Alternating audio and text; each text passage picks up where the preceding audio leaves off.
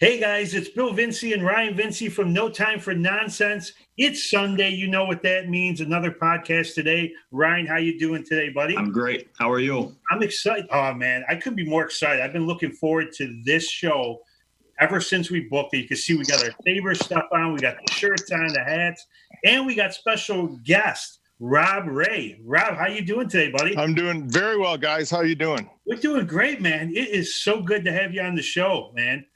Huge fans.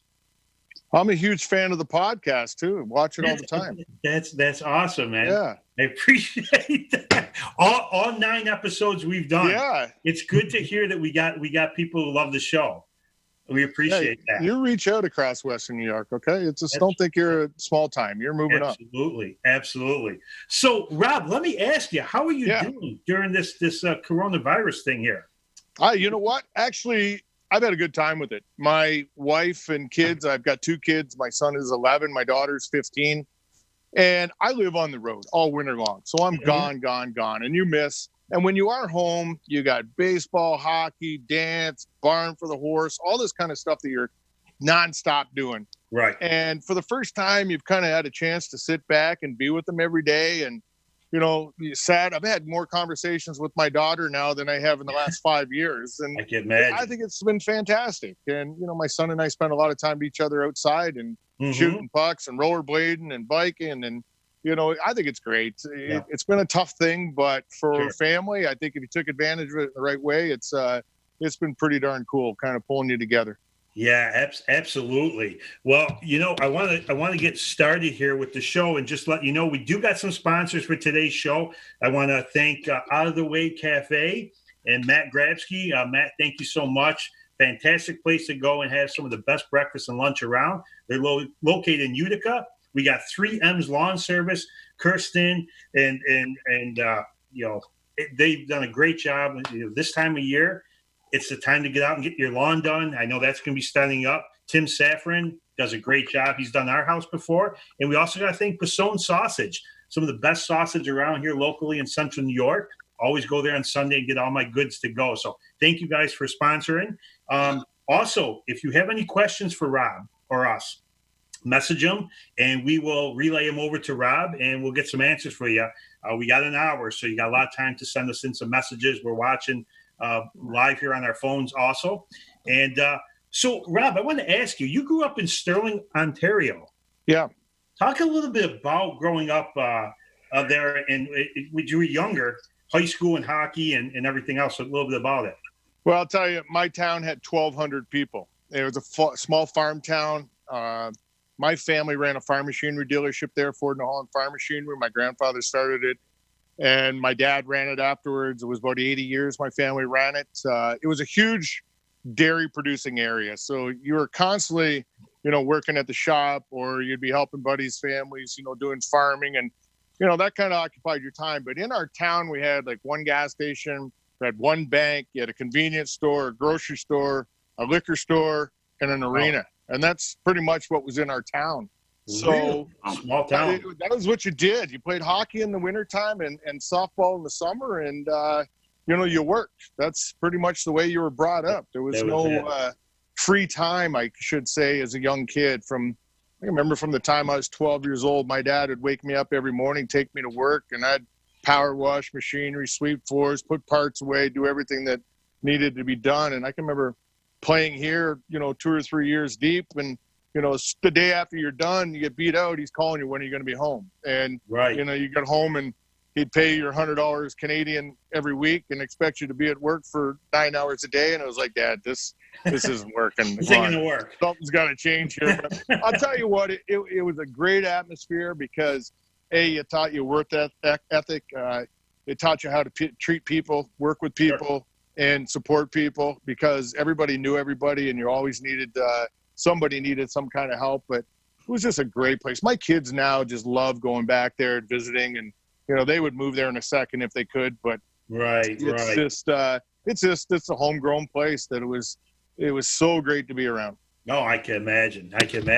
Now, you were drafted the 5th round by the Cornwall Royals junior hockey team, right? Yeah.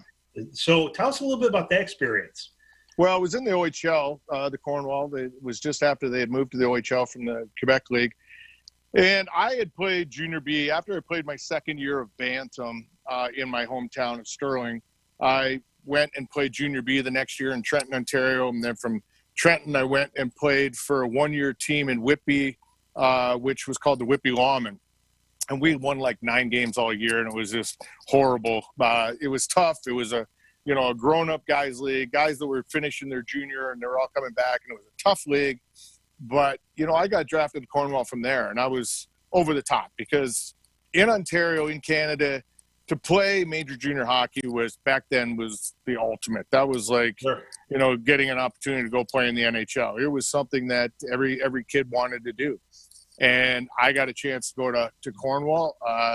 It was a fantastic place. It was about 2.5 hours from my home, so it was nice and close if I had to get back and people were down. But that town it gets a bad name because of the paper mill and everything and all that, but it was the nicest people in the world you're ever going to come across were in Cornwall, and I enjoyed my 3 years there. And my sister and her husband moved back there just the year I left. They moved in for his work, and so you continue to go back every summer for years. So it was just a place where you got to play with some really good guys, but just kind of that atmosphere of, the support the town gave and how much fun it was to play. It was, you look back and, you get fond memories every so often on the computer, your pictures pop up or, people from back home, talking about it. And it brings great memories because I had great coaches, played with a lot of good guys. And, it was something that it was a stepping stone, but it was just truly amazing.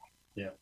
So, you have such a good feeling getting drafted from the OHL, and then obviously you got drafted to the NHL. So, how was your emotions and how was your reaction when you got drafted to the Buffalo?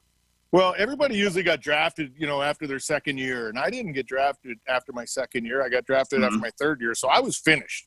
So in my eyes, I was walking away from the game, and Cornwall season's over, and not expecting to be drafted. And I get drafted, to Buffalo, and it was like, this is pretty cool. At the beginning, I had no idea where Buffalo was. I didn't know anything about them. The only connection I had when I played in Cornwall, Joe Reekie and Ray Shepard had been drafted by the Sabres. Yep. And so the Sabres scouts were around quite a bit. These guys, a lot of interaction with them, and that was really my only connection to it. But I was looking at it that here I am, I'm 19, just going to turn 20, that it was the end of my career. I could go to an NHL training camp, and that was kind of the frosting on the cake, and go and experience that and go back home and, start working for the old man again. But, luck had it. Somebody had different ideas, and I was able to, continue for the next, 16 or 18 years of being a player. And it was the greatest thing you could ever imagine. It's the greatest life anybody can ever imagine. Yeah, that's awesome. How did you enjoy playing in Rochester? Rochester was fantastic. I came to my first training camp here. At the end of that camp, I got sent to Roch. And for a lot of guys at that time, it was hard for them because they were being sent to the minors. Me, I was like, let's go. Let's do this. And it was, I can remember it was the night that we were going to play our first game. I still had no contract. I didn't even understand anything about the contracts. And Joe Crozier came into the dressing room before the game, and he's like, sign this. And I'm like, what is it? He says, it's a contract. And I don't go, contract? He goes, you want to play, don't you? And I go, hell yeah, I want to play. Where do I sign? I signed a contract for a 3-year contract. I had no idea how much it was. I had no idea anything about what a contract was. And, after the game, it's kind of sent to your agent afterwards. And, everything was cool, but it was like, I didn't give a shit. It was $5. I was ready to go. Exactly. It was just something you wanted to do and wanted to do so bad. And, I called my dad that night, and he was amazed that you're getting paid to play hockey? Seriously? And I'm like, I don't know how much it is, Dad, but who cares? And so it was fantastic. Yeah. Roch was such a good place. And you talk about fans there. It was just off the charts. And we had some good teams there, so it really made a big difference. Had some good direction from guys there, Scotty Metcalf, Kevin Kerr, and these kind of guys that really we all lived together. They called us the Fireside Guys because of where we lived. We played as a line. We fought every night. We just went at it, and we had a good time. And it was something that it was just amazing that, you know, you were getting the opportunity, and at the time you didn't know how long it was going to last, so you wanted to make the most of it. Yeah, absolutely. Now, talk about some of your most influential coaches you had growing up as a kid, going up to the big level. Well, fortunately, I had my uncle back home.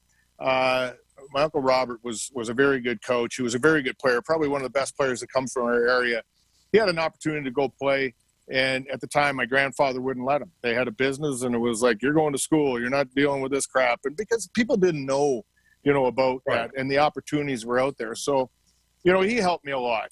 And between him and my other Uncle Yane, they coached my teams for a long, long time. So you got a good base for it. You got a kind of a little extra, you know, direction from these guys. But coming up through, I was fortunate. I had some really, really good coaches that, you know, in Cornwall, I had Orville Tessier for a year, and I learned so much from this guy. Floyd Crawford was a coach that I had there, and, you know, he pumped in 3-4 sons into the NHL as well. So it was amazing, the guys, and something different from every guy you came across. And, you know, Orville was a hard guy. He was an old man that, you know, come off coaching the Chicago Blackhawks, and he'd stand on the bench most practices and not even really come on the ice. And he'd stand there and just yell from the bench. And when he did come on the ice, he was always grabbing your stick and looking at it to see if there was a curve in it, in the shaft. Because if there wasn't a curve, that means you're not coming down on the puck hard enough. Right. And he was always honest about that. And so it was great that, you know, just that beginning right there, it kind of give you that foundation of knowing what it was all about and getting some really good direction early. When I went to Rod, Sean Van Boxmeer was my coach, and he was the one that said to me, look, this is what you're going to have to do to make the NHL. He says, you're a good player. He says, but you might not get a chance. If you're willing to do this because this is what they want and need right now, then it's going to speed up the process, and you're going to have a much better opportunity going and playing. I'm like, you know, he told me what it was, you know, going out and playing the physical game. I was like, all right, teach me how to do it. And, you know, Boxy wasn't the most physical guy in the world when he played, but he could give you good advice and when to, when not to, and how to handle situations. And, you know, to this day, I thank him because he's probably the reason I made that next step. And, you know, it was, you know, a year after we started that whole process, I was getting my first chance to go play. So a lot of good direction from him. And he was the kind of guy that, you know, still he's part of the organization now, so I see him quite often. But even stepping into the NHL, that, you know, Ted Nolan was beautiful. Yeah. Ted was a beautiful man. Yep. You wouldn't want to ask him anything about a power play or a penalty kill because that wasn't his thing. His thing was a motivation, and got to know everybody and knew what buttons to push to make guys tick. Right. And he was fantastic. But the guy before that was Rick Dudley. Yep. Duds was a coach. Yep. Ted Sater was a coach in my first training camp. After that year, he got fired. Duds came in. And Duds was the one that gave me my first chance. But what was so good about it is the way Duds played. I don't know if anybody remembers. He was a hard-nosed guy. He'd fight. He could score. He could do it all. He was an all-around athlete. He was a world-class lacrosse player. And, you know, in the offseason, that's what he did. He played lacrosse and hockey in the winter.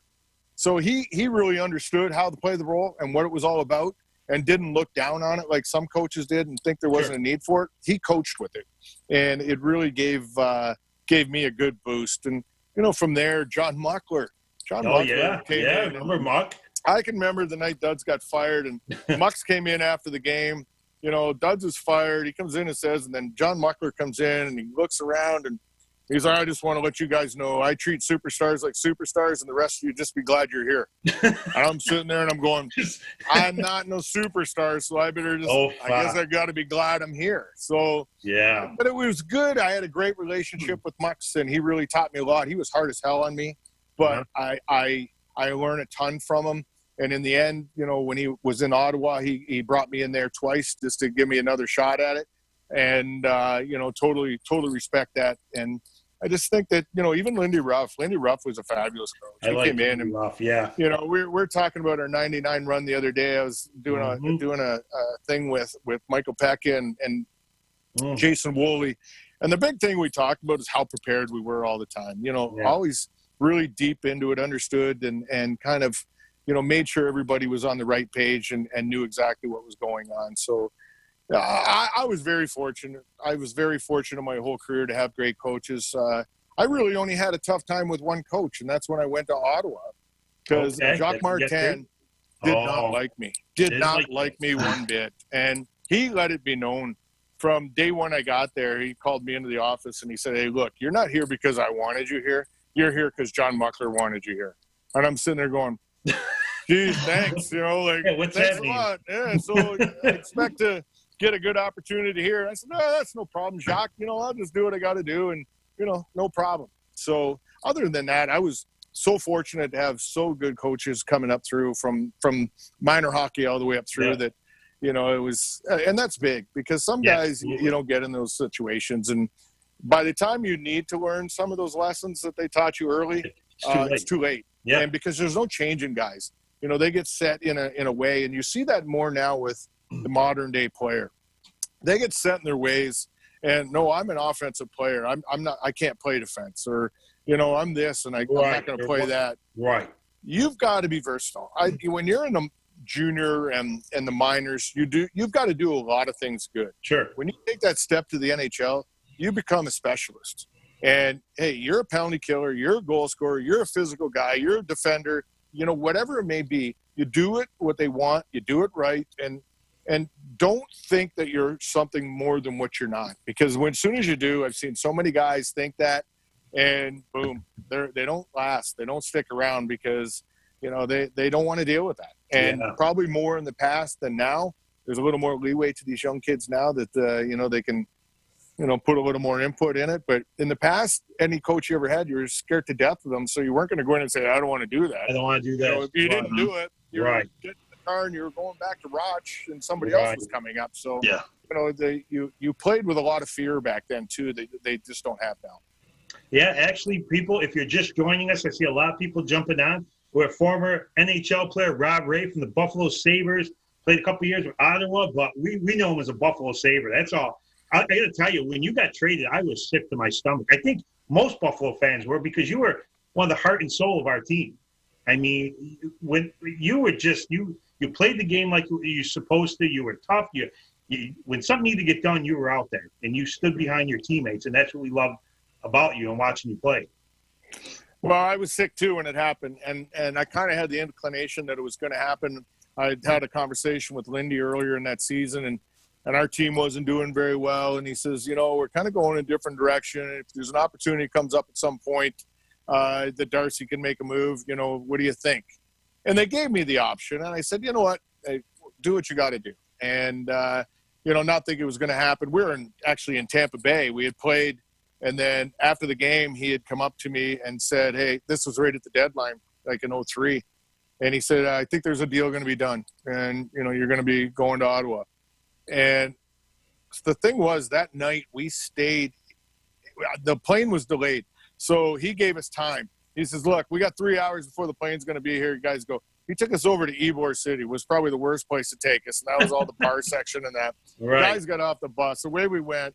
And we just went had at it for the 3 hours. Got back on the bus, flight home.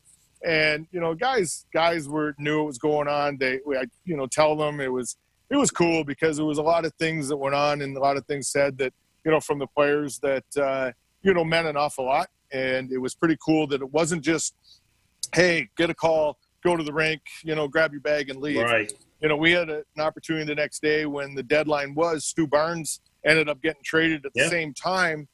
And I had a little bit of time to kind of soak it all in and kind of get over it. But it was just kind of a bombshell to him. And I can remember him and I sitting up front in this press conference with all the people. And, you know, he couldn't even talk. And I was like, Stu, don't worry about it. I got it. I got this for you. And because he was so shaken up over it. And thing was, we had good teams. We had close teams. We had tight teams. And we were all young guys. I thought we looked at the 99, I think, season that we had, and there was only about 5 guys that were actually married on the team. You know, so we spent a ton of time together, home and on the road. So you grew very tight. You knew everything about everybody, and you know, when somebody leaves, it was tough, and it was not something that I wanted to happen. But after it happened, it was a great experience. I'm glad I did it. It gave me a chance. It was only a couple hours from Cornwall. Mm-hmm. I got to spend a lot of time with my sister and her family. So it was really nice that way. And it gave me an opportunity at the end to go and, see what it was like somewhere else. Sure. All I thought was, what went on here and how things happened. It's big different everywhere you go. Yeah. And I know the second time I went back, I had already been doing broadcasting here. And my wife and I were actually in the Bahamas sitting on the beach. And I phone calls, it's Mux. And he's like, what kind of shape are you in? And I'm like, at the point I was 3/4 lit. Yeah. And I'm like, I'm in great shape. I've been working out every day. And he says, I need you here tomorrow. And I'm like, what? Man, really? So it was like panic set in, and I hadn't skated for probably 9 months. And I had done nothing. Wow. So, we make arrangements. We get home. I get home, and I'm like, I haven't even skated, Jules. So I go over to the local rink over here, and it was at night, and I get on the ice, skate for a little while, get my bag, throw it in the truck, and literally drive to Ottawa that night and get to the hotel early in the morning, sleep for a couple hours, go to the rink and practice with the team. And I'm dying from this point. And go practice that day at morning skate. They were playing that night. And Mux came up to me after practice. He says, well, I guess you're ready to go. I'm like, that's cool. I'm going to play in an NHL game. I was 48 hours or 24 hours ago, I was sitting on a beach in the Bahamas. Today I'm going to play in an NHL game. And he goes, no. He says, you're going to the minors. He says, you're going to meet the team in Syracuse. I'm like, whoa, you never said anything about this. He says, well, you can't just come in and play. I said, okay. I said, I'll give you a week. I'll go there for a week. And so I did. And here he is. You get in a truck and with a driver, and there was 2-3 other guys in the truck that were being sent to the minors at that point. And we go to Syracuse and, meeting all the new guys and all this kind of thing. It was great. First shift, this Sugden kid, I don't know if you remember that guy's name, big bastard, comes over to me. He says, Legend, we're going to go? I'm going, what? And he looks, are we going to go? And I'm like, no, I'm still thinking about the Legend thing. I said, kid, hey, can you give me a period or two to warm up? Man. I said, I haven't skated in 9 months. Puck drops, and he goes, nope. And we started going at it. And for the life of me, I wanted to just curl up in a ball and just lay there, and I wouldn't let myself go down. I just hung in there. And Syracuse is a really small rink. And from where I was to where the penalty box, it looked like the penalty box was back in Buffalo, that I'm like, I'm never going to make it across there because I'm so dead tired. That night on the bus.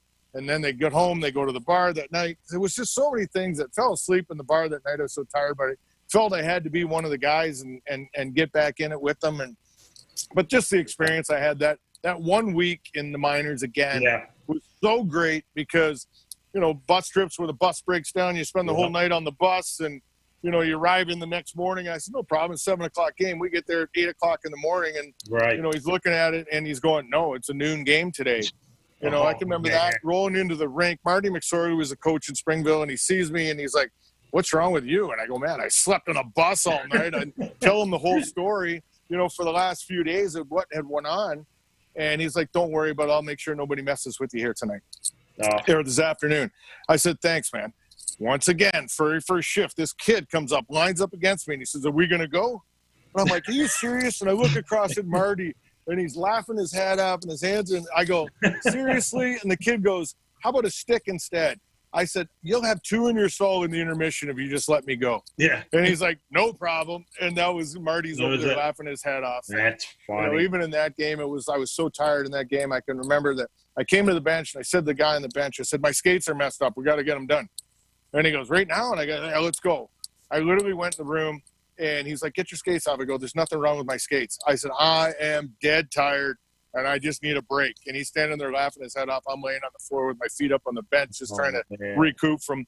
But just things like that kind of brought you back to the beginning, and great stories that you're just glad you have in your repertoire now because it was so much fun. You were there for the week, then went back up to Ottawa and finished the season. Yeah. We got Josh Mazzaferro saying hello. Hey, Josh, thanks for tuning in. If anybody's got any questions for Rob Ray, go ahead and put them in our comments below. We'll read them off to Rob and get some answers from him. Ryan, we got a couple going on here. Yeah. What's that? What do you got? Well, you obviously have a reputation of being a fighter. You got 700 minutes and 125 games. That's pretty special.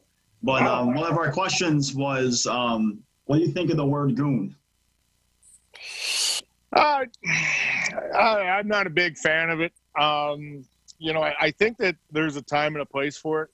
I think that, for a long time, say in the minors and a lot of places where guys couldn't maybe play the game, and that was kind of their only thing that they brought to the table, then, maybe you can use it. And I think it was kind of used a little loosely over the years to guys that, maybe played at a higher level.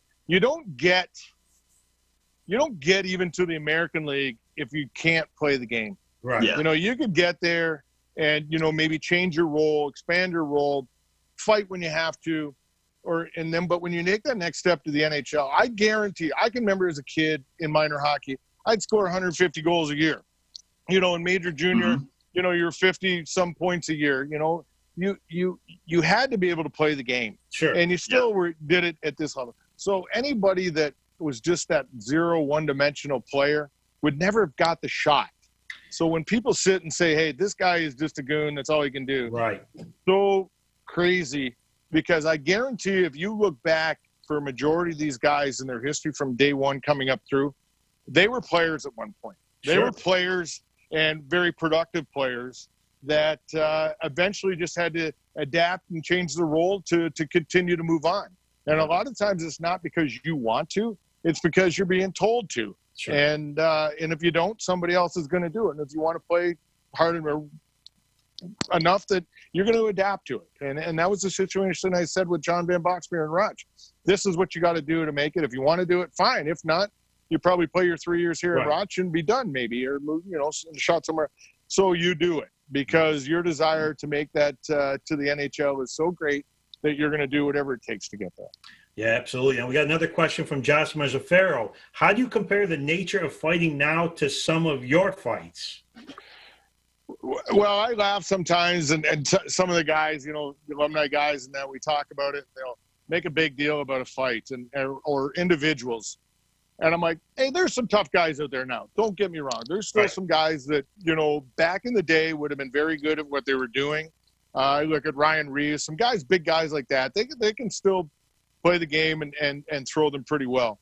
But a majority of the guys, a fight now is 2 or 3 punches and they fall to the ice, or, they push and shove. And, I like doing a thing every time there's a big scrum and guys are getting at it and hitting each other.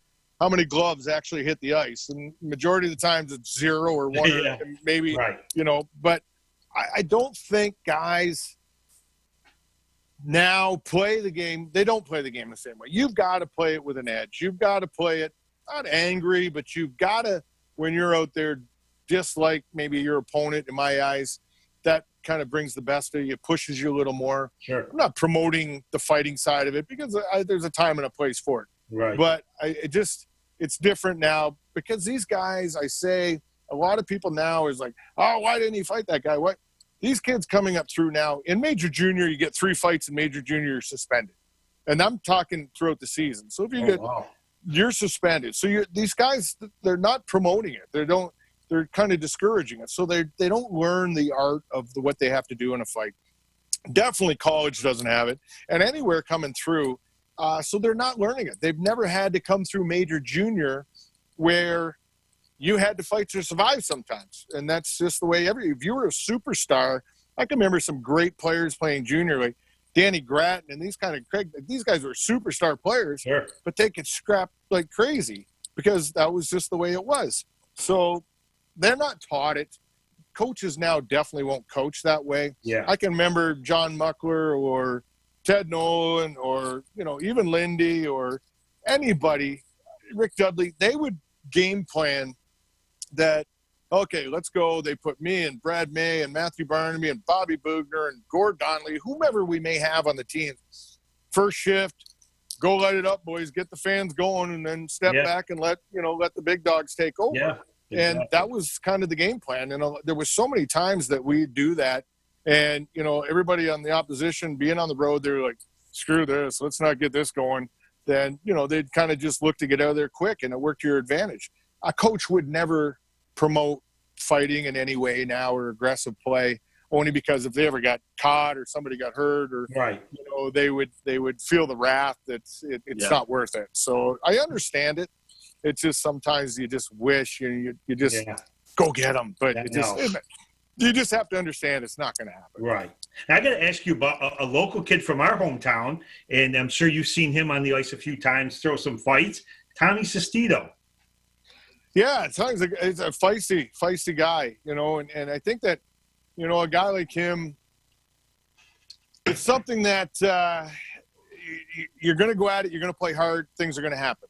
And I think that there's very few guys that maybe play that way, that can handle that if they need to. And a guy like that can make a room for himself. He can make a place for himself because I think if you're willing to step up and play an aggressive game, not only just fighting, but playing hard, right, that separates yourself from a lot of guys this day and age. And, he's done a good job of it. Yeah. Right. I do have a couple more questions too. And this one I like. It says, which Hanson brother would you think you would be? Jack, Steve, or Jeff? I don't. You know what? I don't know. I had the privilege of doing a commercial with those guys one time for a local restaurant here. Yeah, Chef's Restaurant's a big Italian restaurant here, and we came in and we did a commercial, and those guys are just off the charts. I played a couple of alumni games with them that played them in it too, and they're such great guys, and it's just amazing. I go, are you in character all the time? Like, how do you do this? Yeah, and they just continue to do it. It's just like, it's become a part of their life now that I don't think they'll ever get away from, but it's so entertaining. I don't know. It's hard to say. Maybe Jeff. That's it's funny you say that. I was talking to a kid earlier, a good friend of mine, Matt Grabsky. We were talking about how the movie Slapshot came to Utica, and it was through the Hanson brothers because they played in Clinton. And how he said they played, when you see them in the movie, that's how they played in real life. He said one of them went up into the stands in Clinton, went after somebody. Now, I heard you had a different thing where somebody came on the ice and went after him. That was in Quebec, and there was a 5-on-5 fight on the ice. Herb Ragland had run over Clint Malarchuk, and so it turned into a 5-on-5 fight on the ice. And we're all watching, and a couple minutes into it, somebody said, "Hey, look at this guy." The guy had climbed up on the glass behind the bench, and he was sitting there on the top of the glass. And I got a great picture of John Muckler. I'm still clearly to this day, he says, "I'll get him down." He grabbed Ken Sutton's stick, and he's going up like this, and he's looking to poke the guy back into the stands. Just as he goes to do that, he jumps into the bench. But I had worked my way down from the door down to where he jumped in, grabbed onto him, and we threw him onto the ice, thinking it was over. But the referees and everything were so occupied with the fight on the ice that this guy jumps back up from the ice and runs straight back to the bench. And he comes right to where I am. And I had him by the hair, and I had his head on the boards. And I hit him, I think it was 18 times. And I stopped because my hand got sore. And I just let go of him. By that time, the cops had come out onto the ice, and they were jumping on him. So I let go. I had a ball of hair in my hand. These cops are wrestling the guy on the ice. They get him dragged off the ice. You look on the ice, there's bullets laying all over the ice that are falling out of the one cop's belt. They come out, they're picking them up. You look down to the bench, and here's Quebec players are on the other end. They're going, they're just standing there going, what the hell is going on? And, it was like nothing came out of it. They cleaned up the ice, cleaned up the fight, issued the penalties, and we kept playing. And it was funny. We got on the bus that night because when you played in Quebec, you kind of walk out through the lobby area and then up the stairs to the bus. And Gordy Donnelly was with us. And I'm like sitting there in the bus, and I'm like, "Gordy, is that the craziest thing you ever saw?" And he looks at me and goes, "No." I'm like, "What do you mean?" He said, "Same building. I was playing there one time, and somebody had snuck in 3 piglets in a pillow sack." And he said at one point they threw him over the glass onto the ice. He said, "So here's these 3 piglets running all over the ice." He said, "Shitting everywhere. And they're trying to catch these pigs on the ice." He goes, "That's the craziest thing I ever saw." Oh, my God. That's nuts. Yeah. That's hilarious. Josh has another question. Favorite wing spot in Buffalo? And, geez, we talked a little bit about this before we came on air. Yeah, we did. Yeah. So what's your favorite wing spot? It's called Elmo's Restaurant over on Millersport Highway right here close to where we live. When I came here, all the guys used to go there. It was every night after a game. We lived at this place. And they're the biggest, juiciest, meatiest wings. It's right over by UB. UB players in football and that, they're in all the time. Not a big place. This is a little strip plaza, but they're excellent. And as our conversation is, people come to Buffalo and they want wings, and they go to all the high profile. Right. I'm not going to say where they were, but Right. those aren't the places you want to go. You want to go find the little mom and pop places. Yeah. Lenova Pizzeria has an excellent wing too. Their barbecue wings are off the chart. So there's so many little places that you want to hit. Stay away from those big places that you hear so much about. Ask around, ask the locals, and they're going to let you know where each little neighborhood's going to have a spot where, that's what you go there for. That's why you go to Elmo's is to get their wings, because they're fabulous. So he said, love to hear that. Mouth is watering. Well, Josh, you got a good spot to go check. Well, hey, call them up. They're delivering. Well, trust me. There you go. So, right, what do you got? I know you had a pretty good stat here on some penalty minute stuff. Oh, yeah. So I wanted to ask you about your most memorable fights, because I see you had 3,207 penalty minutes, which is the sixth most in NHL history. Yeah. I mean, that's nuts. I like spending time with myself and, getting over the penalty box for, that time frame kind of gave me a chance to think about life and figure things out, moving forward. You know what? It was just something that was part of your game. And, that the numbers just came along with it. I think that when you get into those numbers and look at the guys that, accumulated big numbers like that, it was guys that stuck around for a long time. Yeah. Yeah. There's a lot of guys that come in and played that role that would last a year or two and be gone, and just could not survive it for different reasons. Willingness to do it, understanding the role of when to and when not to get in fights, and use it as a tool instead of just going out and doing it. So I think, like a lot of stats, it's this longevity. Those numbers quickly add up at times. They slow down a little bit as the older you get. The game started changing a little bit. But, yeah, there was nights when you walked away and you're like, how many did I just get? Yeah. But it got to a competition at times, too.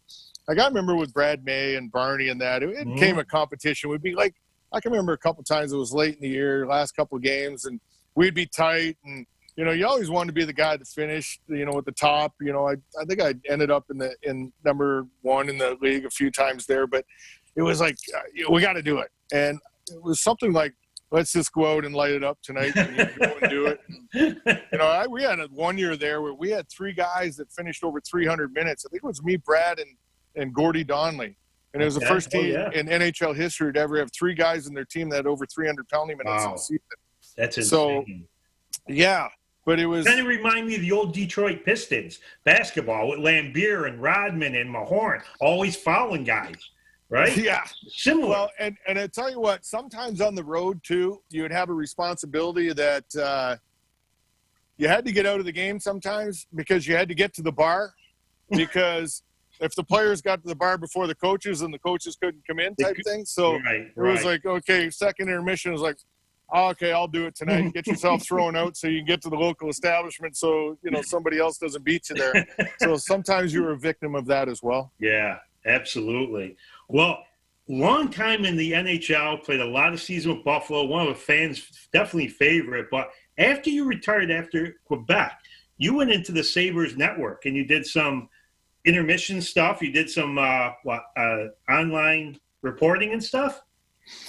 Yeah, it was when I had finished, it was after the 2003 season, and I didn't go back and play. It was like day or two before the season we're going to start. Larry Quinn was the guy running the team at that point, and, he called me up and he says, hey, we got this opportunity. You want to do it? And I'm like, I had no aspirations, no desire, never even thought about doing anything like it. So, yeah, I'll come and try it. So it was actually with Danny Gare, and we were even when they were on the road, we were still based out of the dressing room. We were set up as a studio in the dressing room. And it was like you walked in there the night of the first game, and there was nobody there other than him and I and a camera guy to give you direction, to tell you, this is how this works. It was like, Danny's like, sit down. And I'm like, okay, what are we doing? We'll figure it out. And I'm like, for the longest time, it was like, oh, my God. It was like anything else. You were trying to figure out how the hell it even worked. And so, over the years, it kind of went from that to, when they put it up on the studio up on the 200 level there, and worked with Roby and Kevin Sylvester there for a few years, and then added me to the third guy in the booth with, RJ and Jimmy Rents. And then I was kind of between the benches, and then Harry took over from Jimmy, and I continued to do it. But it was all from home. You never had to be on the road. When they were on the road, right. Eventually moved to a studio, and that's kind of how you did the game. So it was good.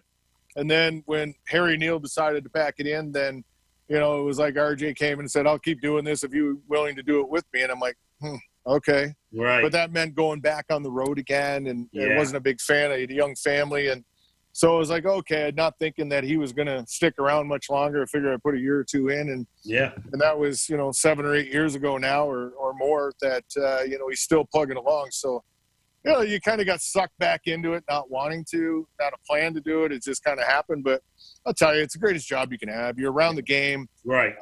You're still around the guys. The travel is fantastic now. It's something that, you sit there and you kind of giggle sometimes because they're working out. They're doing all they got to do to stay in shape and look after themselves. Right. You're sitting there eating a hot dog or something in the stands while, they're doing all their thing. And it's like, oh.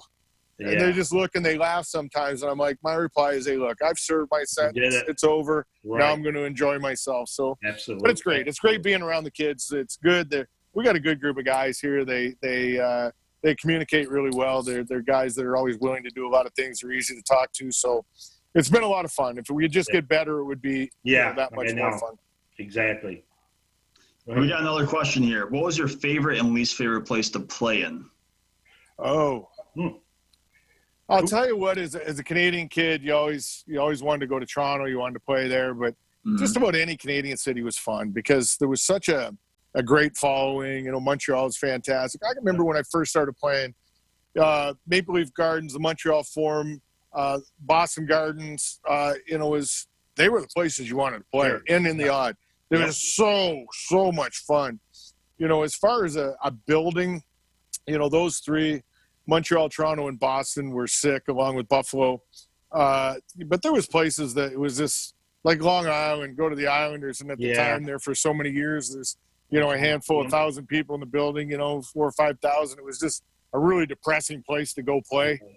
Many times, there was times when you went to places that it just wasn't fun. I can remember for years you go to Tampa and you're playing in the fairgrounds and you're dressing in a horse stall, and it was neat, but it was it was like you're in an NHL. This isn't the way it's supposed to be, type thing. But I was playing in Madison Square Garden. Was it electric? It's pretty cool. Yeah, I can remember going in there, and they had good teams back then too, and it was they were so passionate and they were so into it that it was a place where it was not. You're not afraid or intimidated, but it was like you're always looking to see what was going on because there was something always going on. And back then too, there was, behind the benches was kind of open. There was always stuff being thrown. It was very similar to, like, say, Philadelphia. I can remember times in Philadelphia, the fans, throwing stuff, leaning over the glass, yelling at you into the bench. And I can remember one night, John Tortorella, actually, Mux was arguing with a guy behind the bench, and Torts comes over to help bail him out.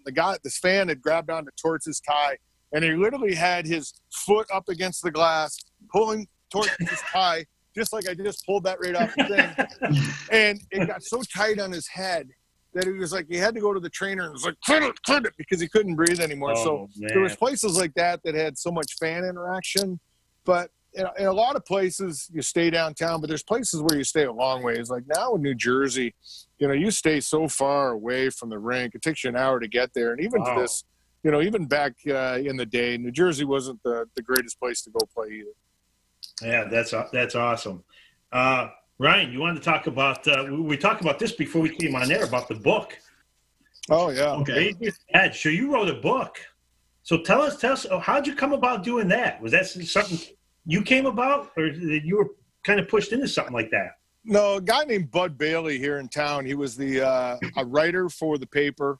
He also worked for the Sabres, and for a long time while I played. And, it was the lockout, and he came to me and says, hey, you want to do something? And I was like, yeah, put it together. He had all the information of everything that went on And it was just him and I just kind of going year by year, situation by situation, and talking about it and jotting things down. And, you know, he ended up putting it all together, and it was cool. It was cool at the time.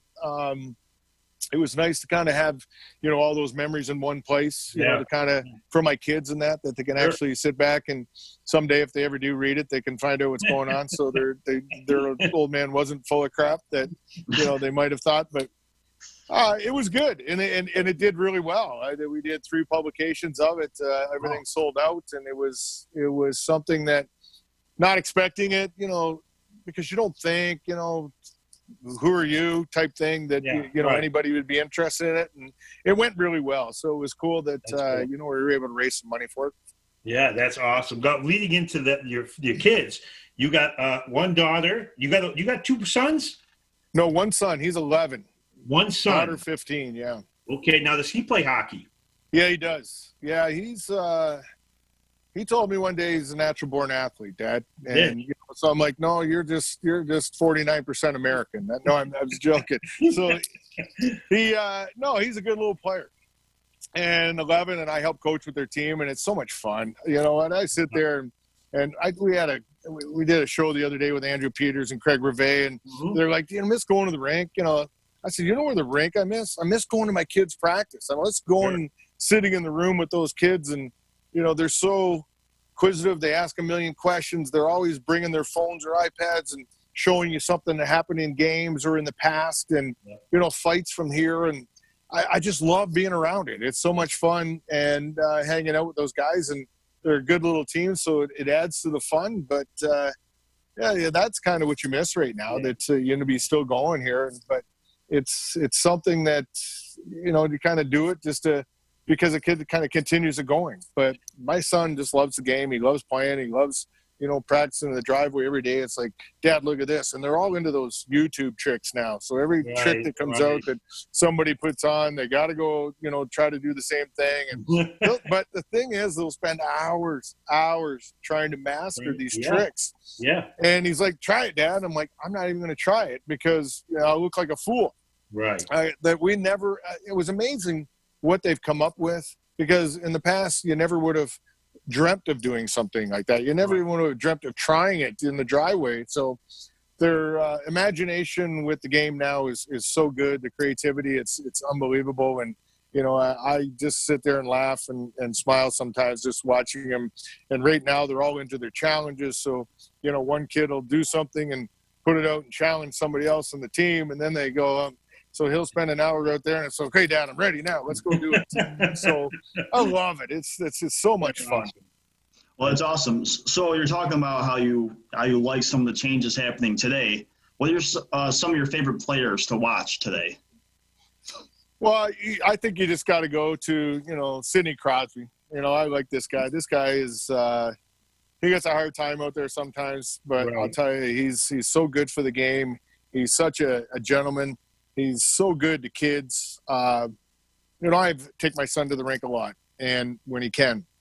And at a time there, about a year or two ago, Sidney was down there, and my son and his buddy, he spent so much time with them, and not even knowing. I've met him a couple times, but he took the kids and gave them pucks and took pictures and talked to them. You know, just guys like that. That's what I respect. I respect the guys that aren't bigger than the game now and think they are, because it's that part has changed a little bit. But you look around, there's some pretty nice players out there. I look, and I got the chance to watch Jack Eichel every night, and he's a pretty darn talented guy that you know, it's just someday that, you know, when he gets the team around him, it's just amazing, you know. It's that what this kid might be able to do at some point. So yeah, you're kind of spoiled getting to watch a kid like that every night. But, you know, it seems like every team now has got one of those guys that, you know, you just love to watch. I like Marchand of Boston and Pasternak. And, you know, these guys are just over the top skill, speed, and it's amazing. It's a different game, and they might not be the same, you know, if they played 20 years ago. But on the other hand, too, they would have adapted to it because they were that good, and they would have figured a way to be successful. So, you know, I look at those kind of guys, and you know, I love Tom Wilson that's in Washington now. I love the way this guy plays. You know, a big guy like that can still go out and play the game, but is feared by everybody out there too. That's pretty neat. Yeah, absolutely. Have you ever considered coaching? Yeah, I have. And then I thought about it again, and I'm like, everything you built as a player, maybe reputation-wise and the way people look at you and all that kind of thing, I think you risk possibly losing all that if you step in and you were a coach that you weren't successful. And the problem being a coach is eventually, it doesn't matter whether it's a year or 10 years, you're going to get fired. Right. And, I would, myself, I look at it and I go, you really want to jeopardize everything you built and having it pretty comfortable and, people respecting and liking you and you walk away and become a coach, maybe just because you think that's what you need to do and you're not successful at it and you lose all that. And, I just don't think it'd be worth it. And, that's not something that I've really ever put a lot of thought into it. Being in the hockey side, maybe a little more, but not the coach. Not the coaching side. Talk about the Sabres now, and you talk about Eichel. What do the Sabres need to get over that hump, to get to that next level? I mean, a couple years ago, they started off on fire. They came out of the gate. They were winning games. The electricity was back in the stadium. You could just see the way they played. They were quick to the puck. They were hitting. They were scoring goals early. I said, wow, this could be the year that we get to that next level, and then we just dropped off. And the same thing last year. You started off decent, and then – so what do they need? What do they need, Rob? Well, I think they still experience. Experience is something that, they lack. We've got good depth in our D, but it's young D too. And, you take Ristolainen and Jake McCabe out of the equation, you're a pretty young group back there. Yeah. I think that are going to be good, but it's going to take some time. You look on the goaltending side, goaltending was up and down this year. Yeah. I think that's decisions probably still out there, whether you've got that goaltender within your system that's going to be your, 10-year guy that can go out and play, most of the games every night. So I think that's two big parts. Up front, once you get by Jack Eichel, you got Skinner, he's had a down year this year. You don't have anybody to play with them.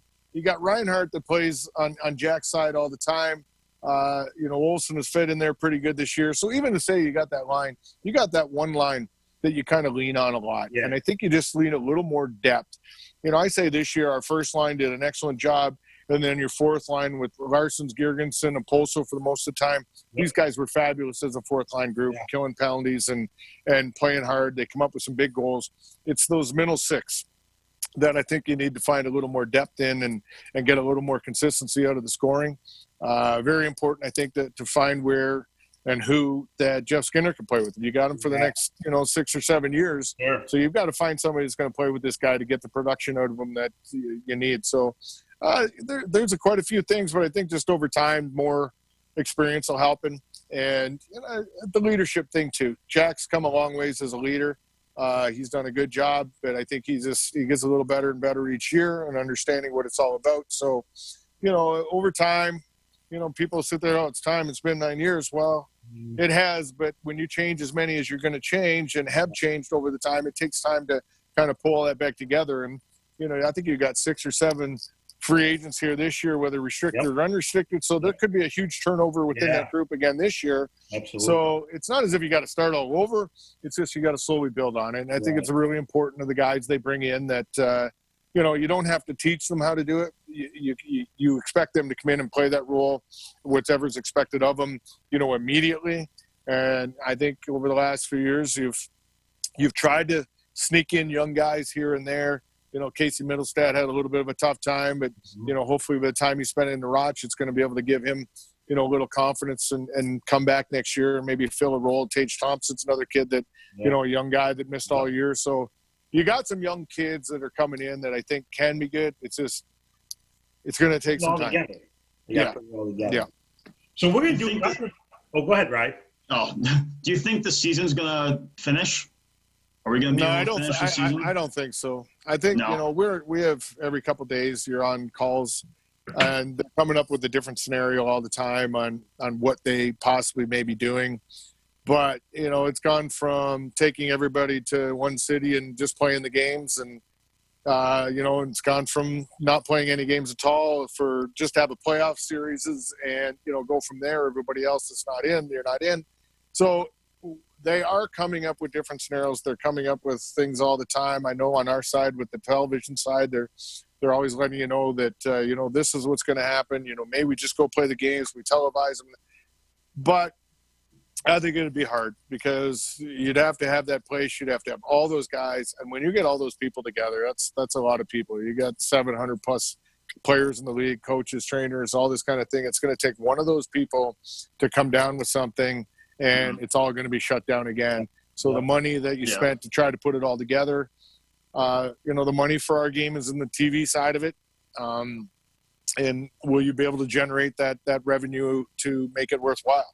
Not sure, because a lot of times it's already been paid and you've already taken that money in. So, are you going to make a ton more from it to make it worthwhile to go do it? And, the liability side of it too is got to be off the charts and astronomical, because if somebody ever did, catch it or some, God forbid, pass from it, then, you're in a tough situation. Yeah. Not only a team, but as a league. Well, now talking about some former players now, I'm about the same age as you. 51, 52? Be 52 in June. Yeah, 51 too. So I kind of grew up watching a lot of the Sabres. I'm going to ring off a few names. You give me one word that comes to your mind. Hear this name. All right? We're going to start going back when you were young. Pierre Turgeon.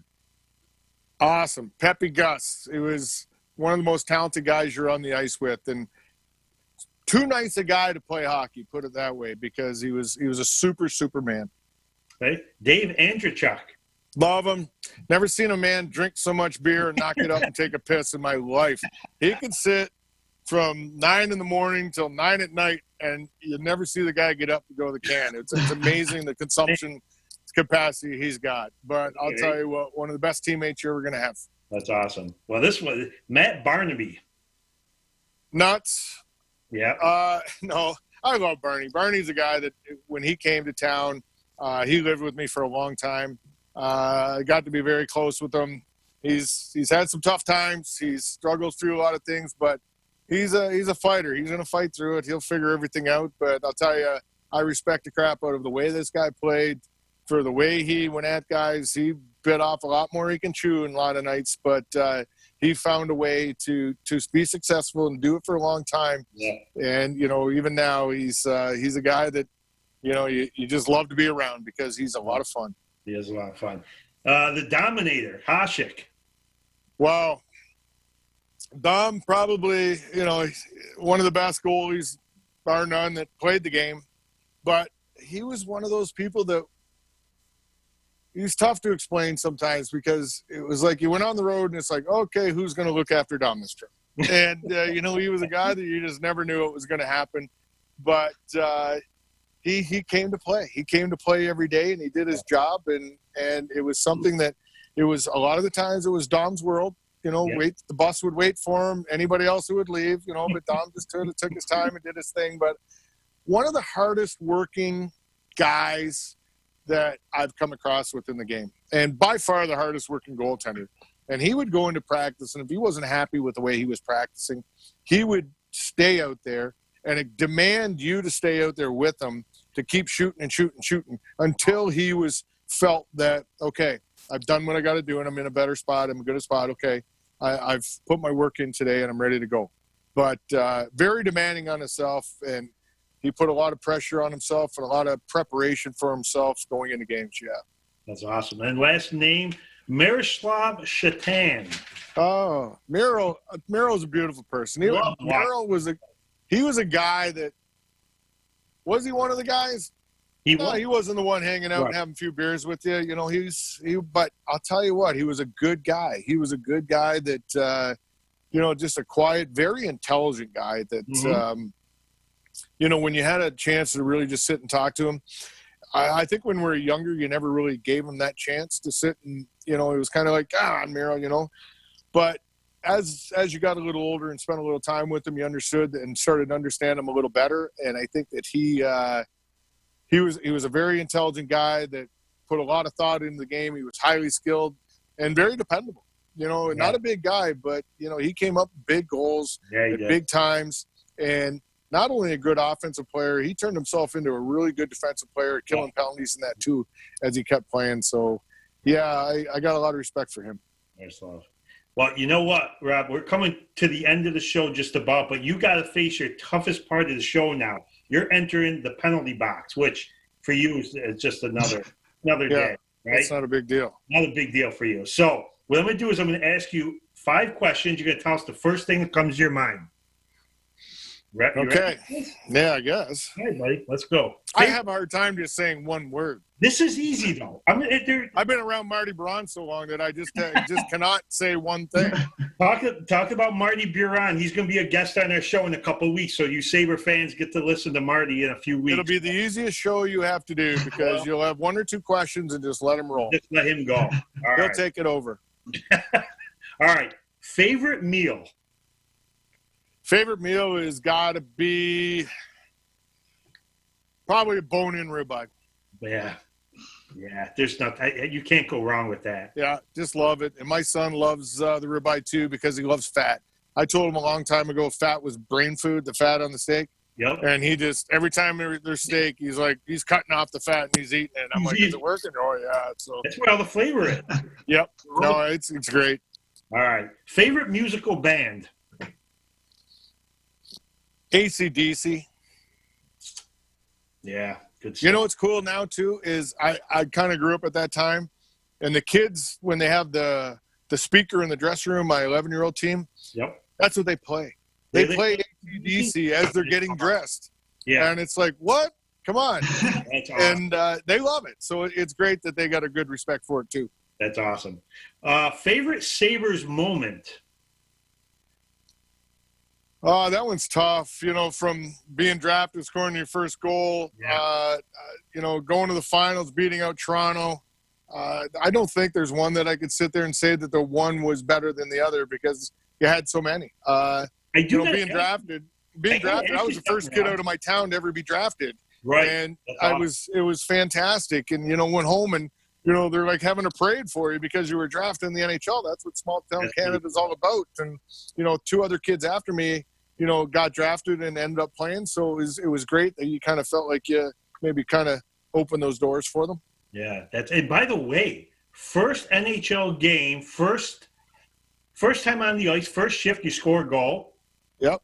Last shift on the ice of that game, you score a goal. I said, we might have the next great score for Buffalo. I'll tell you what, I scored my first shift, first shot, and I had a goal and 2 assists, and I was +3, I think, in that game. And statistically wise, it was the best game I ever had in the NHL was the first one. And then when I went back to Ottawa, the last shift of the last game I played, I scored 2. I scored on the backhand in Toronto, and I came back to the bench. And as I said, Jacques Martin hated me, sat me on the bench, never gave me another shift, never drafted me for another game the remaining time I was there. So first and last shift, I was able to score goals, and that's kind of the way it was.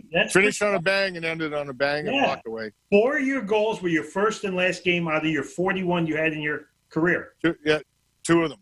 2 of the goals. I only scored 1 in the first one. Yep. And 1 in the last one. That's right. That's good. Wow. Okay, favorite teammate? Oh, gosh, I got a lot of them. Rhett Warner, he was a really good teammate that I really enjoyed. Dave Hannon, I love Dave Hannon when I had a chance to play with him. But there were so many guys, Dave Anderchuk, these kind of guys. Well, it was crazy. And like I said, we had teams when we were all young, we were all single, and we spent a lot of time together that it was so much fun. Brad May.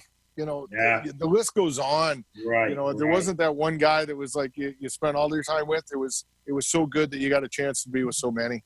Yeah, absolutely. And last question. If you could have dinner, sit down and have that bone-in ribeye with one person, whether they passed on, they're still around, who would it be? And for that last time you get to sit with somebody, who would it be and why? Oh, man, I think I'd like to go probably Gordie Howe or something like that. I got a chance to meet Gordie, a few years back and spend a weekend with him. We were doing some alumni stuff, and it was just a beautiful guy. But, just a little one-on-one time with him, just sitting there. I think that, for all he went through coming up through and, the way he kind of blazed the trail for so many guys, the things he had to go through to get to where he'd been. And, I think he probably would be the guy that would be pretty darn interesting to sit and listen to for a while. Yeah, that's awesome. Well, guys, Rob, I want to thank you so much for coming on today, man. This was awesome. Hey, no problem at all. Anytime, guys. Absolutely. So, again, I want to thank our 3 sponsors for today, Out of the Way Cafe and Matt Grabsky, 3M's Lawn Service, Tim and Kirsten, and Basone Sausage. I want to thank Gina and Carm. Thank you guys for sponsoring our show, for everybody listening in. Rob, we got to make sure, whether we come out to Buffalo, we got to, once everything opens up again, the restaurants are open, we got to come and film a show out in Buffalo at one of the restaurants that you told us. And if you're free, we'd love to have you come down and join us for dinner and catch up and do the same. Or if you ever decide to come back this way to the Utica, Rome, Syracuse area, come and join us, and we'll take you out to one of our places. Well, that sounds good. Anytime you want to come up here, there's plenty of places to go, and got a lot of great suggestions. And I'm always good for a free meal. You got to be buying, right? Well, yeah, it's part of our show. Okay. He might bring out 3 or 4 different dishes. You'd be amazed what I do for a free meal. Well, we did have Dan Conley, former Syracuse linebacker, on my show, one of the best Syracuse players, and he must have ordered 8 different meals. And I told you, I said, we only order a few things. He goes, that's Dan Conley, one of the greatest linebackers to play at Syracuse. You can eat what you guys want. So if Rob Ray's joining us for dinner and you want to try a few things, I don't think they're going to say anything. Well, the guys in the places I go to, they charge me double. Well, we'll have to talk about that. Yeah, okay.